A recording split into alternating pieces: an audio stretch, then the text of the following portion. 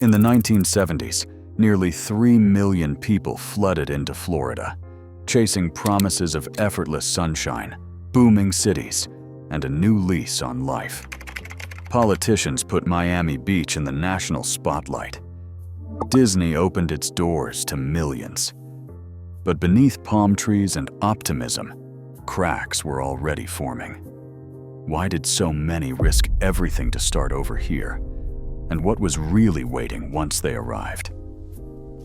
Miami Beach drew the eyes of the entire country in 1972, hosting both the Democratic and Republican national conventions within months of each other. For a state once considered a sunny outpost, this double booking was a bold sign. Florida mattered. Political banners lined Collins Avenue, and reporters from every major network crowded the lobbies of Pastel hotels. Delegates debated policy just steps from the ocean, while helicopters hovered above the Fontainebleau, broadcasting images of palm trees and protesters to millions. The conventions didn't just fill hotel rooms, they sent a message that Florida had arrived on the national stage. Suddenly, the state was more than a vacation postcard. It was a place where the future was being shaped, where decisions made in air-conditioned ballrooms would ripple far beyond the boardwalk. For many watching from colder states, Florida's moment in the spotlight hinted at new possibilities waiting beneath the sun. For thousands of retirees, Florida in the 70s promised a second act. Couples packed up station wagons in places like Cleveland, Detroit, or Buffalo, leaving behind icy sidewalks and factory smoke.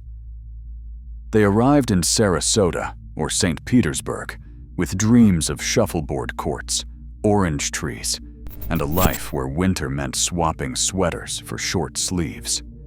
One retiree from upstate New York remembered stepping off the bus in 1972, blinking in the bright sun and thinking this is what freedom feels like. The move wasn't just about escaping cold or chasing leisure, it was about hope. Letters home talked of backyard barbecues and neighbors who waved from across the street, a sense that every day could start fresh. Even the sticky heat and the hum of air conditioners felt like part of the adventure. For many, Florida offered not just a new address, but the chance to finally live the life they'd imagined all those years at work.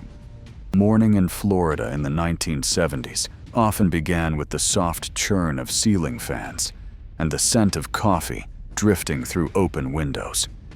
Neighborhoods came alive, not just with longtime locals, but with families who had arrived from all over the country.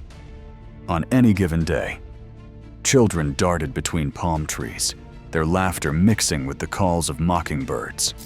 In backyards, fathers tended smoky grills, while mothers set out bowls of potato salad.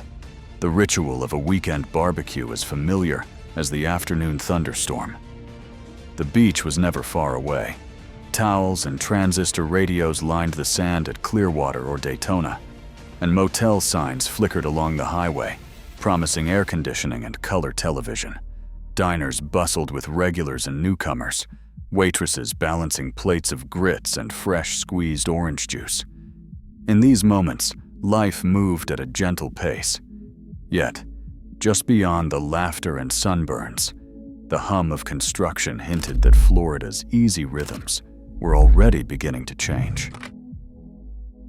Orlando in the early 70s felt like a giant construction zone, but the real buzz came from the gates of Walt Disney World. When the Magic Kingdom opened on October 1st, 1971, crowds poured in, over 10 million visitors in the first year alone. Suddenly, the need for workers exploded. Restaurants, hotels, and souvenir stands all scrambled to hire, but Disney itself became the biggest employer in town. Entry-level cast members earned around $2.25 an hour, and with housing in short supply, hundreds bunked in company dorms or shared apartments nearby. Beneath the park's cheerful streets, a maze of underground tunnels, The utilidors kept the whole operation running. One former worker remembers the rush. During the summer, it felt like the whole country was coming through those gates. In the tunnels, everyone was moving fast. Costumes everywhere, people laughing, trying to keep up. For many, a job at Disney was more than work. It was a ticket into Florida's new economy, where serving tourists meant steady pay and a shot at something bigger. Bulldozers carved new roads through fields where cattle once grazed, and in their wake, rows of ranch-style homes sprang up almost overnight. In Orange County, building crews poured foundations for more than 12,000 new houses in 1973 alone, their hammers echoing across land that just a season earlier had belonged to the groves. The smell of fresh-cut lumber mixed with the sharp sweetness of orange blossoms, a reminder that Florida's backbone was still agricultural. Polk County's citrus stretched across nearly 100,000 acres, with families rising before dawn to pick fruit destined for packing houses and breakfast tables across the country. A construction hand from Pasco County remembered long days in the sun, dust clinging to his boots, watching the horizon fill with rooftops instead of trees. In the packing sheds, a citrus worker counted boxes and worried aloud about how far the subdivisions would spread. For a moment in the 1970s, new homes and old groves stood side by side, each shaping the land, each staking its claim on Florida's future. On launch days along the Space Coast, everything stopped. School bells rang early so students could watch the countdowns from playgrounds. Grocery shoppers paused in the parking lot, eyes fixed on the horizon. Even the hum of air conditioners seemed to hush as the ground began to tremble. In May 1973, the Skylab rocket thundered skyward from Kennedy Space Center, its white plume stretching for miles. 2 years later, the Apollo-Soyuz mission sent American and Soviet crews into orbit together, and the whole region buzzed with pride. For families in Titusville and Cocoa Beach, these launches were more than a spectacle. They were a point of identity. A technician who worked the night shift at Martin Marietta still remembers the metallic smell of the control room, the nervous chatter before ignition, and the way neighbors would gather in backyards, radios turned up, waiting for the sky to light up. High-skilled jobs at the Cape meant steady paychecks and a sense of belonging to something bigger. Even as the rest of Florida chased tourists or picked oranges, the Space Coast looked up, measuring time by the roar of rockets and the glow that lingered in the morning sky. The oil embargo of 1973 hit Florida harder than most expected. Gas stations ran dry, and lines of cars snaked for blocks, drivers waiting hours just to fill up. Tourist traffic slowed to a crawl. Hotels that had been packed every winter now saw vacancy signs flicker through the high season. In Orlando, Disney attendance dipped by 15%, and motels along A1A slashed their rates, hoping to lure travelers who never arrived. On the Space Coast, the end of the Apollo program brought layoffs by the thousands. Technicians who once guided rockets skyward started picking up shifts at hardware stores or tending bar in Cocoa Beach. For families who had moved south, chasing steady work and sunny days, the promise of Florida felt suddenly uncertain. Conversations at kitchen tables turned from dreams of new cars to worries over mortgages and shrinking paychecks as the state's boom showed its first real cracks.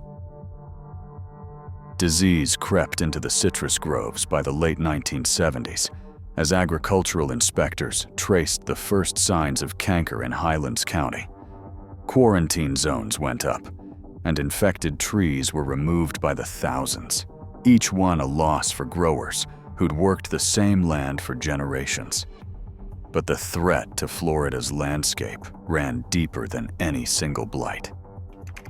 Developers eyed wetlands and riverbanks, pushing dredge and fill projects that carved canals through the Everglades.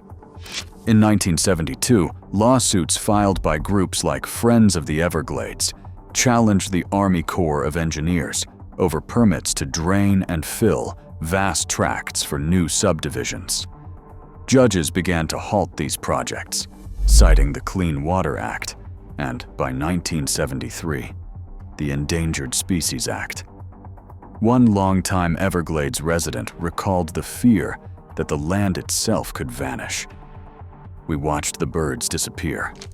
We wrote letters and stood in front of bulldozers, anything to keep the water flowing. The struggle over Florida's future was no longer just about growth, it was about survival. Today, Florida's population tops 22 million, nearly quadruple what it was in the 1970s. The balance between growth and preservation remains as urgent as ever. Every new development still echoes choices made decades ago. What we build now shapes not just Florida's future, but the legacy left for generations. Thanks for watching.